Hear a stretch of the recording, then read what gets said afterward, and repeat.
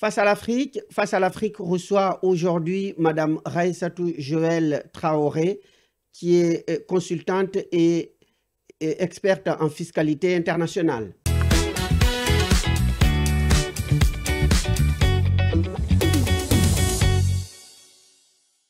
Mesdames, Messieurs, bonjour. Donc, nous sommes sur le plateau de Afrique 1 dans l'émission Face à l'Afrique. Donc, Face à l'Afrique reçoit aujourd'hui donc le docteur Raïssatou Joël Traoré, qui est consultante et experte en fiscalité internationale d'origine burkinabé. Bonsoir, madame. Bonsoir, Monsieur Kara. Merci d'avoir accepté notre invitation. Donc, vous êtes chercheuse, donc un métier très, très rare, surtout chez les femmes africaines. Donc, comment vous avez fait? Alors, merci beaucoup, Monsieur Kara, de me Mais recevoir. avant cela, vous vous présentez à nos téléspectateurs. D'accord. Merci bien. Je vous remercie de me recevoir sur votre beau plateau et dans une telle émission Face à l'Afrique. Et bien qu'on fera aussi face au Nord, donc on abordera un regard croisé. Et merci de me recevoir sur votre plateau et sur la chaîne Africain. Alors, je me présente, comme vous l'avez dit, je suis Raïssatou Joël Traoré, jeune docteur en fiscalité internationale et je viens de soutenir récemment mes travaux de recherche à l'Université Paris 1 Panthéon-Sorbonne. Ça a été un long parcours et assez difficile. Donc, j'ai une double casquette. Je suis chercheur, mais je suis également consultante en fiscalité internationale. Donc, j'interviens sur la fiscalité internationale, mais aussi sur la fiscalité africaine, les politiques fiscales africaines, les réformes fiscales africaines, les finances publiques. Le tout est de travailler ensemble pour lutter contre les fléaux qui minent la mobilisation efficace des ressources pour les pays en développement que sont nos pays africains. Eh bien, très bien, parce que c'est un domaine très, très, très intéressant et très utile à l'Afrique, c'est-à-dire la fiscalité, parce que beaucoup de pays aujourd'hui ont de gros problèmes de collecte d'impôts. Et donc, c'est cela votre rôle, c'est de leur conseiller comment il faut faire pour collecter les impôts, c'est cela? Effectivement, d'une part, et également comment les aider à mettre en œuvre les normes qui sont adoptées par les pays, les organisations internationales, et notamment les pays du Nord. Et notamment, par exemple, mes travaux doctoraux qui ont porté sur les pays de l'UEMOA à l'épreuve de la nouvelle gouvernance fiscale internationale, bien que ça s'adresse à tous les pays africains parce qu'ils rencontrent plus ou moins les mêmes problèmes, c'est de les aider à voir comment on peut mettre en place ces normes qui sont édictées par les pays du Nord et donc adaptées aux pays du Nord, parce que la charité bien ordonnée commence par soi-même, et puis qui ont été dans un second temps ouverts aux pays en développement et notamment les pays du Sud. Donc il y a un décalage sur l'adaptation de ces normes à nos États africains. Et c'est leur aider à déjà mettre ces normes en place qui demandent beaucoup de moyens, beaucoup de connaissances techniques de la part de nos administrations fiscales, des moyens également financiers, et voir dans quelle mesure la voix de l'Afrique peut s'élever davantage pour que dans les instances de décision et d'élaboration de ces normes, ils soient également dans les coulisses et dans la cuisine de ces normes. Parce que c'est difficile d'appliquer des normes auxquelles on n'a pas été partie et de se voir et servir du tout près. Et ça demande un grand effort d'adaptation. Mais est-ce que vous ne croyez pas que c'est le talon d'Achille des gouvernants africains, c'est-à-dire la politique de la fiscalité? Parce qu'aujourd'hui, donc, beaucoup de pays ont de gros problèmes d'entrée d'argent parce que les impôts ne sont pas souvent payés à la fois par les entreprises et par les particuliers. Effectivement, il y a le secteur informel qui est un vrai fléau pour nos pays, les pays africains, y compris les pays de l'UEMOA. Et c'est là un des gros défis à relever. Il y a deux aspects. Il y a le fait de vouloir forcément entre guillemets, l'expression qu'on utilise couramment, ce mimétisme de automatiquement suivre le mouvement. C'est vrai qu'on ne peut pas rester en marge du mouvement parce que quand une réforme mondiale est lancée, comme je l'ai dit, il faut être dans le mouvement, dans le jeu pour essayer d'influencer, on ne peut pas être hors du match et vouloir influencer les règles du match. Donc, il faille vraiment que ces pays puissent être aux instants de décision, mais également que ces normes soient justement adaptées aux spécificités de nos pays, dont le secteur informel dont vous faites cas qui est un vrai fléau, dont également, par exemple, la corruption et tant d'autres fléaux fiscaux qui se constituent l'un après l'autre, les fraudes fiscales, l'évasion fiscale des multinationales.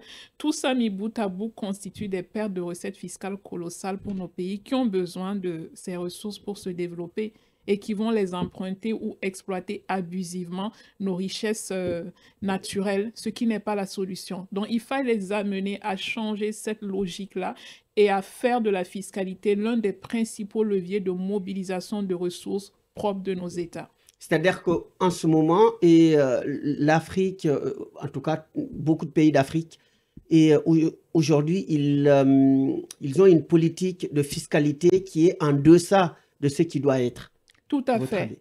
Et justement, l'un des fléaux, des difficultés auxquelles l'Afrique est confrontée, c'est qu'ils sont en développement. Donc, qu'est-ce qu'ils cherchent? C'est attirer des investisseurs. Pour attirer des investisseurs, la tendance est de pratiquer des incitations fiscales, c'est-à-dire qu'on va baisser l'imposition sur un secteur, notamment le secteur minier, le secteur extractif qui est le plus touché.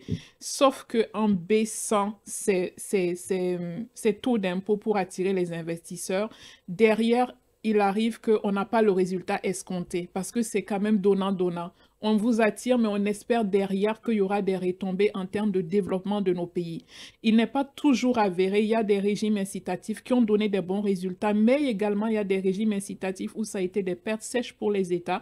Quand on évalue les dépenses fiscales, c'est des pertes sèches. Alors, en accordant une telle faveur aux multinationales qui vont exploiter les ressources et en plus gagner sur le terrain fiscal, dont ils sont double gagnants, mais inversement, nos États sont double perdants.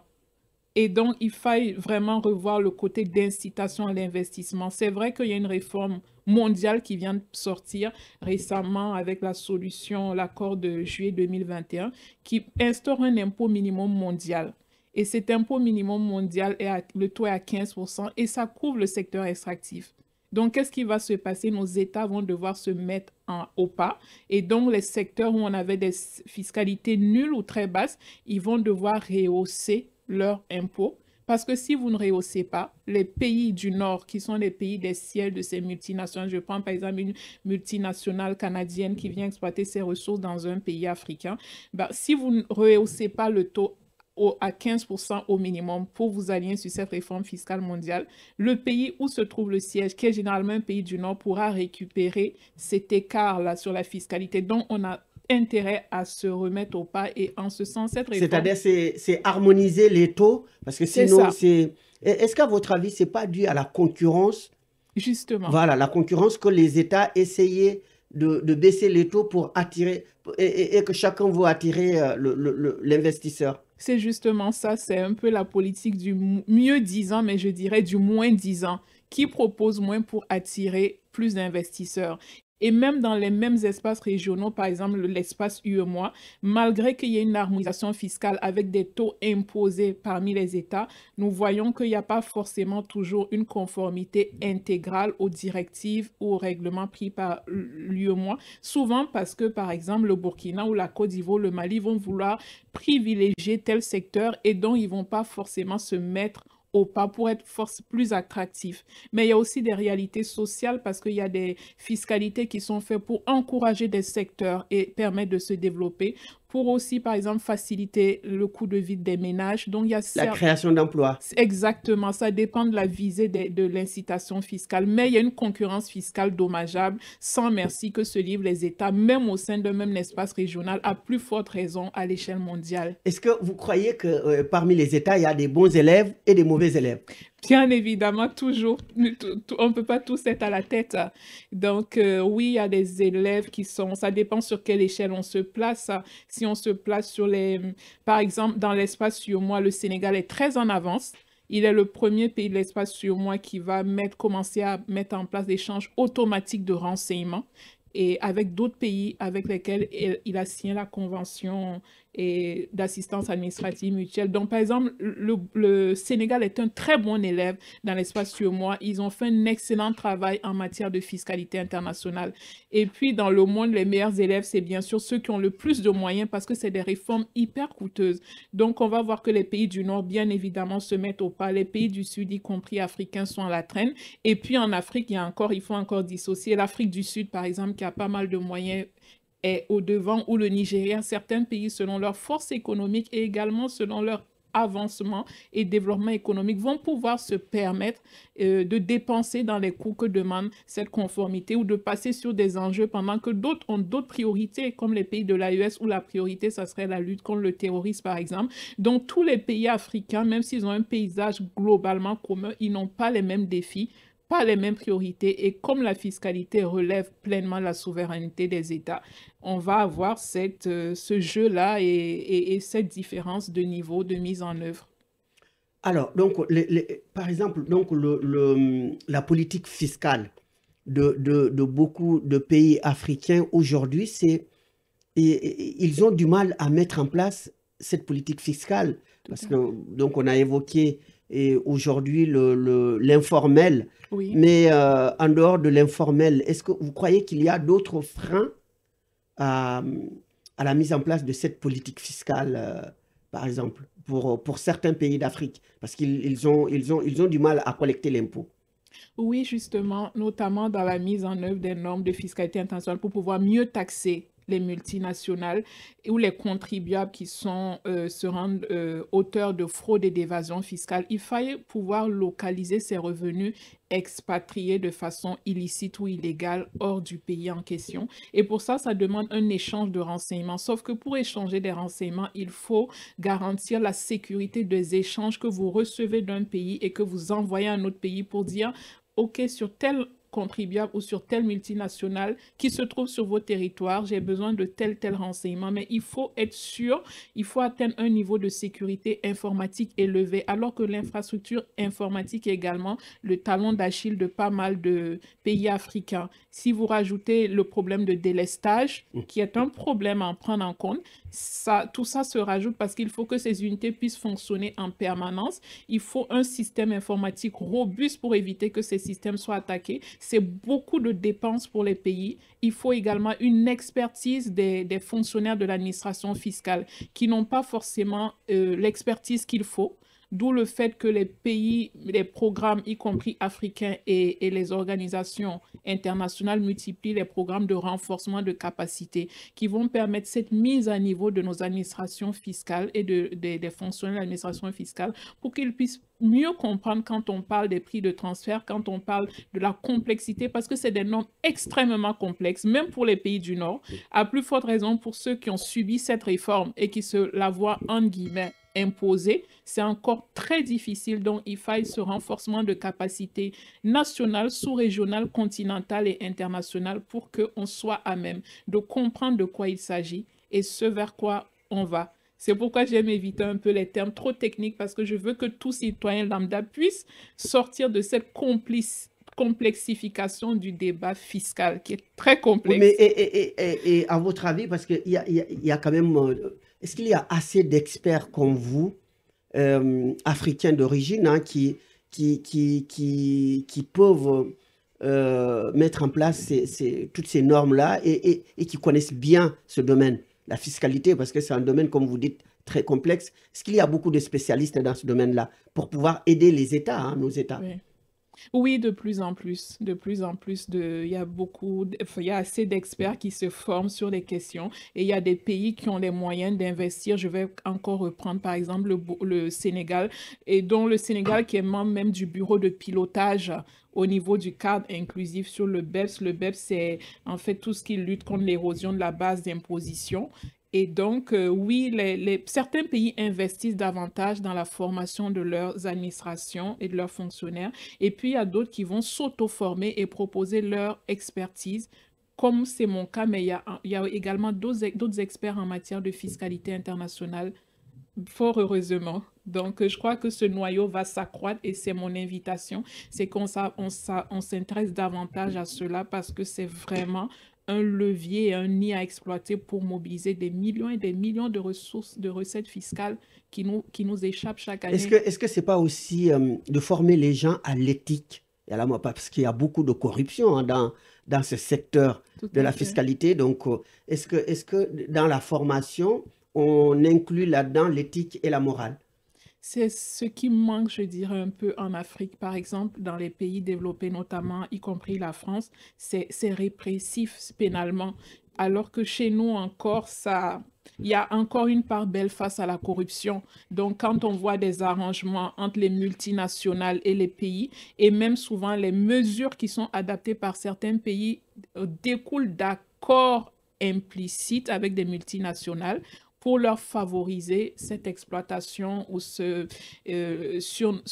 son territoire. Et donc, c'est très défavorable. Non seulement c'est inéquitable devant les contribuables qui payent leur juste impôt, devant souvent les contribuables nationaux qui n'ont pas grand-chose, mais qui essayent. Et du coup, ça alimente aussi l'informalité. Parce que comment vous voulez que le citoyen lambda se mette aux règles en se disant qu'il y a la grande corruption, où eux-mêmes ne montrent pas l'exemple et peuvent soutirer des millions, voire des milliards. Donc, ça n'incite pas à donner l'exemple. Et l'exemple doit toujours commencer par le haut et descendre de Parce façon que dans verticale. certains pays, je ne vous coupe pas, Oui, allez-y. des inspecteurs d'impôts deviennent des multimillionnaires, Tout à fait. alors que ce ne sont que des fonctionnaires. C'est Est-ce ça. que, est-ce que, que- comment expliquez-vous cette logique?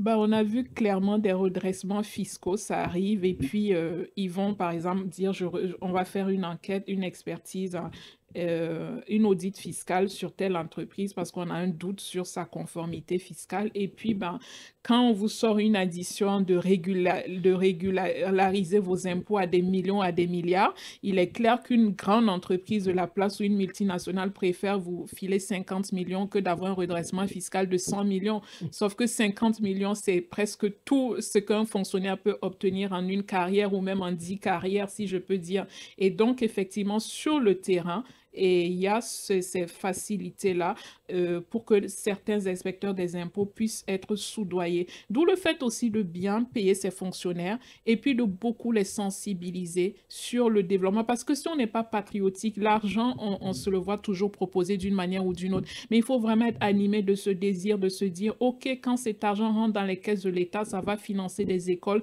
Mais il faut avoir ce degré d'éthique morale, comme vous l'avez dit, Et de pour pouvoir, conscience. oui, pour pouvoir avoir cette intégrité.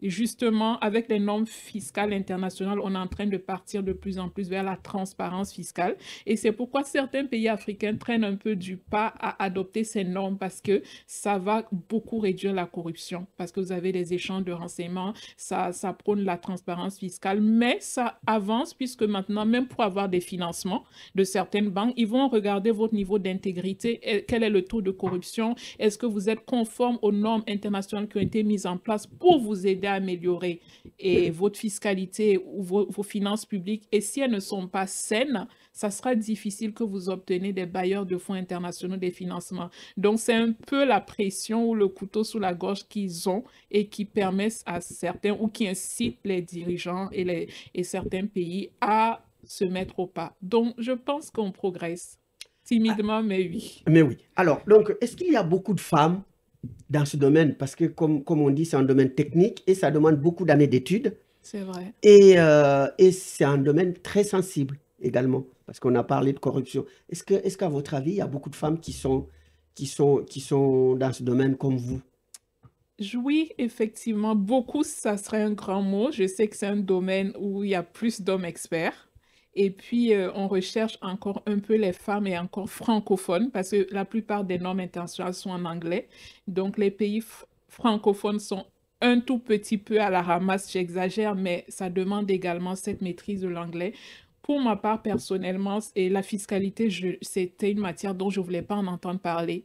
Et puis, à ma licence, j'ai eu une prof qui m'a vraiment fait aimer la fiscalité. Et puis, je me suis dit, ben, moi, j'ai envie de faire un master fiscal. Et puis, quand j'étais en licence, on me disait, j'ai fait mon cursus, tout mon cursus en France. Et l'on me disait, la Sorbonne est une bonne université. J'avais entendu une personne qui avait été retenue à la Sorbonne. Et puis, je m'étais donné le défi que moi aussi, Je veux être parmi ceux qui vont accéder à ces meilleures universités françaises. Et puis, je me suis mise en marche, je me suis isolée et puis j'ai tout donné. Donc, pendant que mes amis, entre guillemets, s'amusaient, j'étais en train de me dire, j'ai un défi et je faisais semblant de ne pas avoir de défi.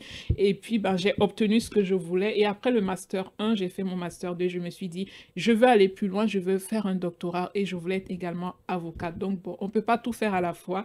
Et je me suis dit, j'y vais et ça n'a pas été facile parce que j'ai fait une première thèse sur l'harmonisation fiscale des pays du mois pour vous dire que le parcours de femme n'est pas évident dans les longues études, même si ça a tendance à changer. Mais en Afrique, quand je participe aux séminaires fiscaux doctoraux, j'ai été à un séminaire doctoral et je vais taire le nom de ce pays. Et on me disait qu'il y avait un seul docteur en droit dans l'université de droit de ce pays.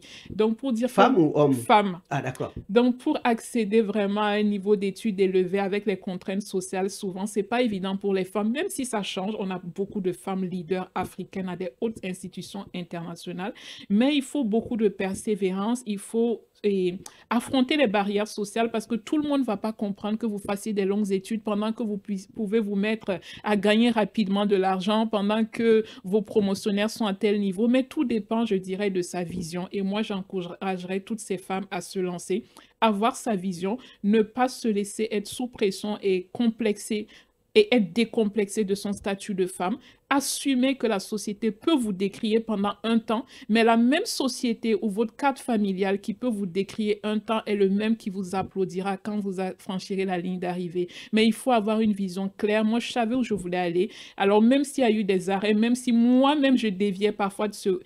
Ma vision était tellement ancrée à moi que je revenais toujours à cette ligne jusqu'à y arriver et je n'ai pas encore fini mes défis. Donc, il faut avoir une vision claire et il faut être tenace et déterminé et ne rien lâcher, même quand tout le monde vous dit, bah, vous perdez votre temps ou vous n'allez pas y arriver ou ça sert à quoi, c'est un domaine miné où vous n'aurez pas votre place.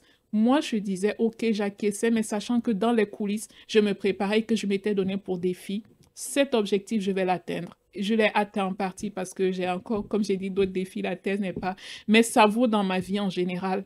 Donc, il faut être un peu ce genre de femme. Donc, oui, il y a des femmes leaders en fiscalité. Ça émerge tout doucement, mais c'est très timide.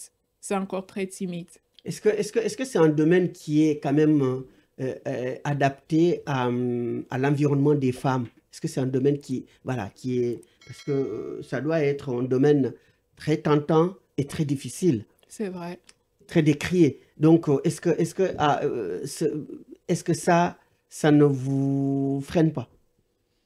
Non, pas du tout. Peut-être c'est lié à ma personnalité, mais j'ai toujours aimé les défis. Presque toutes les choses que j'ai réussi à acquérir dans ma vie, c'est tout ce qu'on m'a dit que je n'allais pas y arriver. Et je sais que ma mère m'a raconté l'anecdote qu'à mon primaire, à ma maternelle, mon assistante maternelle leur demandait est-ce qu'on ne va pas la faire rester encore une année en crèche avant qu'elle passe, parce que j'ai été inscrite très tôt à l'école, elle est un peu précoce, elle est un peu timide, elle n'est pas, voilà, pour moi, j'avais une personnalité assez particulière. Et ma mère m'a dit que quand je l'ai entendue, et j'arrive pas à croire qu'un enfant de 3 ans ou 4 ans peut être aussi déterminé. Je m'étais refusée de passer 1 an de plus à la crèche. Et quand je suis allée au CP1, ben, j'ai enchaîné première de ma classe, entre guillemets, en tout cas au primaire. Et puis, mes maîtresses étaient étonnées parce que ceux même qui avaient dit à mes parents, ben, elle est encore précoce, est-ce qu'on va pas lui faire doubler de l'année? Et que moi, je l'ai pris comme une revanche et que j'avais tout le temps les bons points. Et celle qui faisait les discours à l'école primaire, ça a été une revanche. Et j'ai toujours été pareil à ma 6e, je voulais faire un concours. On m'a dit, tu ne l'auras jamais. Même les gens de ma famille, vous ne l'aurez jamais. Je me suis dit, mais moi, je vais l'avoir, je l'ai passé, je l'ai eu.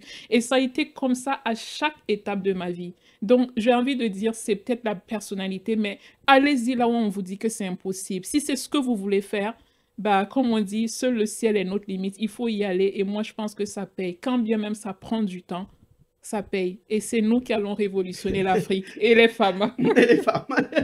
Très bien. Est-ce que, donc, en tant que consultante et expert en fiscalité internationale aujourd'hui, et si vous avez une opportunité dans un pays africain, par exemple, pour leur aider à mettre en place leur système fiscal, et est-ce que ça vous tenterait aujourd'hui d'aller vous installer en Afrique pour aider les gouvernants dans ce domaine? Oui, bien sûr, c'est même pas que ça me tenterait, je dirais que c'est un peu le but parce que j'ai vraiment souhaité que tout ce que je ferais serve mon continent. Je m'étais toujours dit que je travaille de la Chine, des États-Unis, il faut que je travaille sur l'Afrique et pour l'Afrique. Et jusque-là, tout ce que je fais dans mes activités de consultant d'expertise, c'est toujours, même quand c'est pour des organismes internationaux, c'est pour toujours aider nos pays. Et oui, je suis prête à partir en Afrique et dès que possible, je le ferai.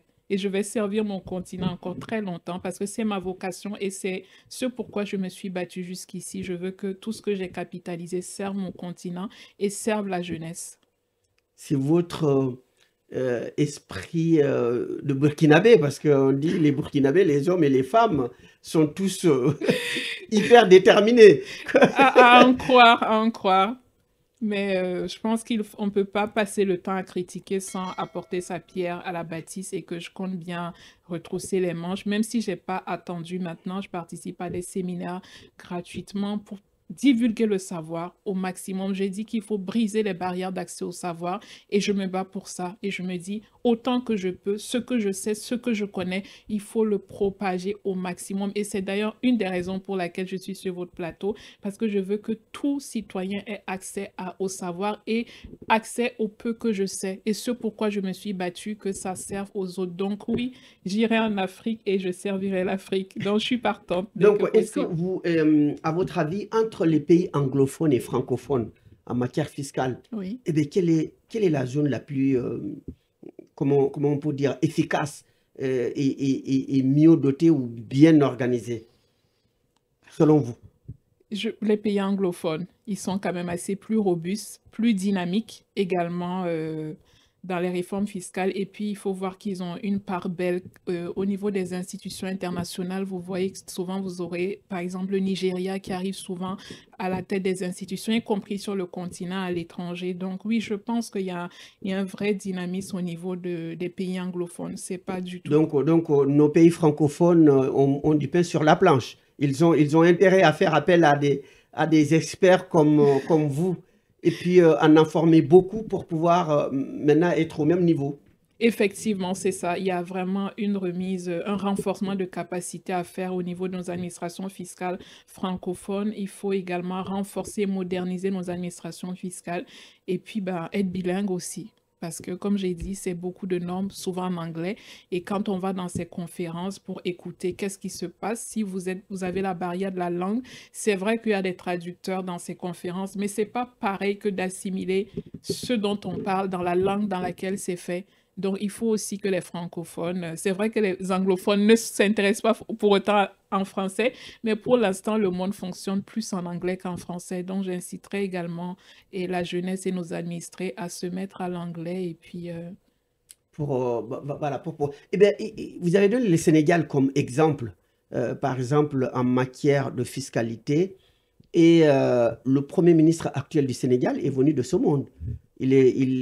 Donc, il était inspecteur des impôts. Donc, est-ce que vous croyez que c'est aussi un avantage pour ce pays, surtout que son Premier ministre est venu de cette corporation qui est donc des impôts? je pense que ça aidera parce qu'il comprendra forcément les enjeux fiscaux pour le pays, notamment avec toutes les politiques publiques que le Sénégal est en train de mettre en place et qui sont à saluer pour vraiment mettre un coup de pied à la fourmilière et reformer les politiques fiscales de vos différents secteurs, renégocier les conventions. Donc oui, je pense que c'est un atout. Après, tout est une question de vision. On a vu des premiers ministres, des ministres de la Santé qui étaient issus du corps médical et qui n'étaient pas forcément qui n'ont pas été le meilleur exemple. Donc, tout est question de vision. Si on a une bonne vision, si on est dans ce secteur, c'est un plus. Comme on peut ne pas être de ce secteur et puis faire bouger les choses. Le Sénégal n'a pas attendu, par exemple, votre gouvernement actuel parce qu'ils investissent beaucoup avec votre administration fiscale que je trouve d'ailleurs très dynamique et dans les conférences et très intéressé aux défis. Du coup, il y a déjà une belle graine de s'aimer et ça va faciliter la tâche à votre Premier ministre actuel. Alors, même s'il n'y a pas de lien, mais que pensez-vous du franc CFA, vous qui êtes dans le domaine fiscal, et est-ce qu'aujourd'hui, cette monnaie facilite l'intégration fiscale ou bien la gestion fiscale des États? Ce n'est pas systématiquement lié, toutefois, la politique monétaire d'un pays est importante. Et si je me base sur le débat sur le franc CFA, je serais tentée de dire, pour ces pays en tout cas et nos pays qui veulent sortir du franc CFA, que ça serait une bonne chose. Ne serait-ce que pour le simple fait qu'avoir quelque chose qui vient de soi est toujours mieux que quelque chose qu'on a pris ailleurs. Et donc, quel que soit le cours de la monnaie, comme on voit avec le Cedi, mais qui est la monnaie du Ghana, ou le Naira, qui est une monnaie très basse, mais ces pays sont pas les derniers en Afrique, ils sont bien développés, donc le cours de la monnaie pour moi n'est pas un souci, mais je pense que c'est toujours mieux d'avoir un petit qui vient de soi qu'un grand qui vient d'ailleurs. Donc, je les encourage à créer des monnaies endogènes avec des politiques monétaires et fiscales endogènes propres à leurs besoins. Et Donc, à sortir du franc CFA pour adopter une nouvelle monnaie. tout à fait. Mais une monnaie commune, à votre avis, ou bien chacun peut avoir sa monnaie? Chacun pourrait avoir sa monnaie, mais il est indéniable que l'union fait la force et que plus que jamais l'Afrique a besoin d'être unie. Je crois que l'AES se tournera peut-être vers ça à terme. Je n'ai pas la réponse, je ne suis pas dans le secret des coulisses, mais je pense que déjà, si ces trois pays s'unissent et d'autres pays s'unissent, ça fera la force. À 10, on est plus fort qu'à 1. Très bien. Alors, donc, débat très, très intéressant, mais on me signale qu'on est arrivé quasiment à terme. Donc, juste un mot sur l'AES, parce que vous l'avez évoqué, Oui. les relations AES-CEDEAO qui sont quasiment très, très difficiles. Donc, est-ce que vous avez un mot à dire sur cette relation, vous qui êtes donc de Burkinabé? Mais voilà, donc, qu'est-ce que vous pensez de cette relation? Alors, le divorce semble consommé, comme on le dit. Je crois que l'AES semble savoir où elle va. Et quand on sait où on va, on n'a rien à perdre à essayer. Au pire, on apprend. Mais je pense qu'ils ont commencé une trajectoire et que pour moi, reculer ou abandonner n'est pas une option. Pour moi-même, à plus forte raison pour un État. Donc, la lancée qu'ils ont entamée, j'estime qu'ils en ont été convaincus du bien fondé de cette lancée et que tant qu'on est convaincu, il faille aller de l'avant et peut-être qu'on leur donnera raison demain, mais pour l'instant, on ne leur donne pas non plus tort. Ce qui est sûr, ils se battent pour des valeurs ou des raisons qu'ils estiment juste légitimes pour le développement de leur pays. Donc, en tant que chef d'État, ils sont à même et en droit de décider ce qu'ils ont estimé, en tout cas pour un temps, très bon ou meilleur pour leur État. Donc, je pense que dans cette quête du meilleur pour leur État, ils ont estimé qu'il faille créer l'AES ou changer de paradigme à certains niveaux. Très bien. Alors, donc face à la caméra, parce que nous sommes à la fin donc, de l'émission, et Raïssatou Joël Traoré est consultante et expert en fiscalité internationale. Donc, aujourd'hui, qu'est-ce que vous conseillez à la fois aux États, par exemple en matière fiscale, et également donc, ceux qui souhaitent, les étudiants qui suivent ce cursus? Alors déjà, je vais commencer par féliciter la volonté politique des pays africains, notamment de l'UEMOA, à mettre en œuvre la nouvelle gouvernance fiscale internationale et qui sont très impliqués dans la lutte contre les flux financiers illicites qui sont des fléaux, qui minent notre mobilisation efficace des ressources. Donc je veux déjà encourager ce qui est fait et saluer ce qui est fait.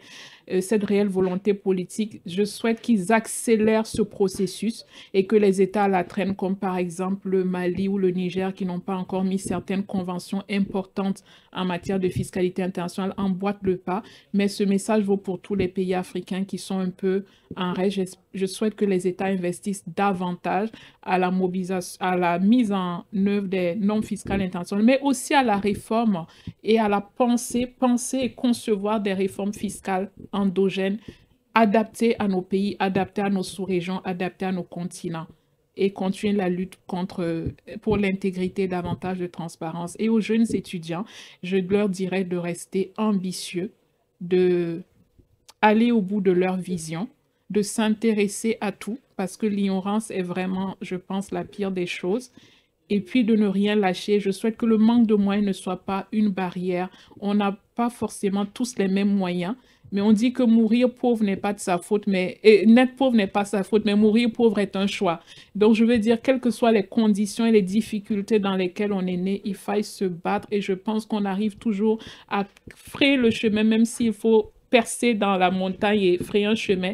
Et l'impossible est parfois possible. Et je pense que j'en suis la preuve quand vous aurez mon témoignage. Eh bien, très bien, merci beaucoup, Madame Traoré. Donc, avec cette très belle conclusion et cette note positive. Et donc, je vous remercie les téléspectateurs d'avoir suivi cette émission. Je vous donne rendez-vous à très bientôt sur Afrique 1 dans l'émission Face à l'Afrique avec Kara Souli. Je vous remercie et à très bientôt.